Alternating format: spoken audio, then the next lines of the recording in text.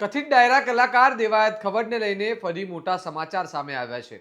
Changodar police સ્ટેશનમાં નોંધાયેલા મારામારી અને ગંભીર ઇજાઓ પહોંચાડવાના કેસમાં આજે હાઈકોર્ટમાં સુનાવણી થઈ અને કોર્ટે મહત્વનો નિર્ણય આપતા મામલો ફરી ચર્ચામાં આવ્યો છે.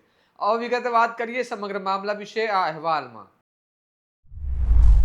નમસ્કાર, હું ચિરાગ વર્ષાબેન, આપ જોઈ રહ્યા છો સ્વમાન.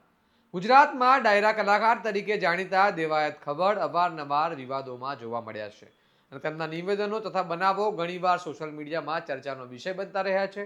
અગાઉ ચાંગોદર પોલીસ સ્ટેશનમાં દેવાયત ખબર સામે પૈસા લઈને ડાયરો ન કરવા અને ધ્રુવરાજસિંહ નામના યુવક પર જીવલેણ હુમલો કરી ગંભીર ઇજાઓ પહોંચાડવાનો ગુનો નોંધાયો હતો, જેમાં તેઓ જેલવાસ પણ ભોગવી ચૂક્યા છે અને હાલ જામીન પર બહાર છે. આ કેસમાં બંને પક્ષો વચ્ચે સમાધાન થયું હોવાના સમાચાર પણ સામે આવ્યા હતા અને હાઈકોર્ટમાં કન્સેન્ટ ક્વોશિંગ માટે અરજી કરવામાં આવી હતી.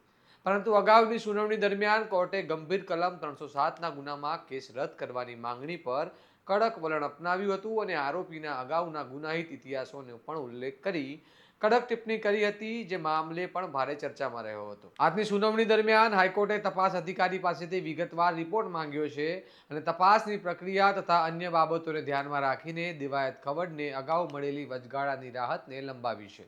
એટલે કે આગામી સુનાવણી સુધી પોલીસ તેમની ધરપકડ નહીં કરી શકે.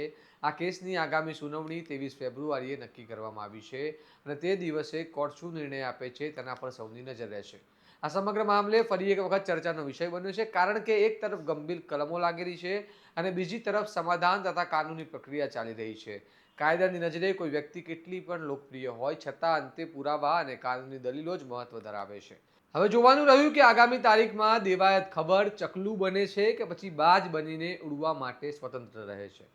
તમારું શું મંતવ્ય છે તેમને કમેન્ટ બોક્સમાં જણાવો અને સ્વમાનની ચેનલને સબસ્ક્રાઇબ ના કરી હોય તો જલ્દીથી સબસ્ક્રાઇબ કરો. આ પ્રકારના અહેવાલો સાથે આપણે મળતા રહીશું. નમસ્કાર.